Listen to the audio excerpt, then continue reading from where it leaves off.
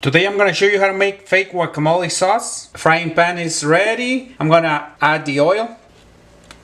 We're gonna let it heat up, then we're gonna add the ingredients. Here I have half an onion, 4 cloves of garlic, 5 chopped tomatillos, and lastly I'm using 2 chopped gray squash.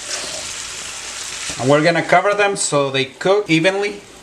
I'm gonna stir them. They are semi-raw. They're not supposed to be fully cooked, so it's semi-raw. See, and these are ready. Now we're gonna let them cool down a little bit and then we're gonna blend them.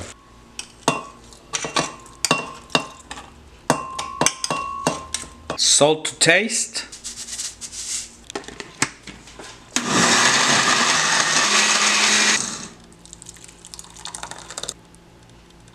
Now we're gonna try the fake guacamole sauce. I'm gonna try it with fried chicken, fried beans. I already have a recipe on how to make these and how to make the Mexican rice also. I have it in videos. So I'm gonna add some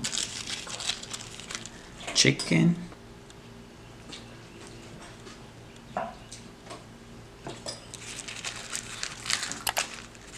Let's see if it's not too spicy.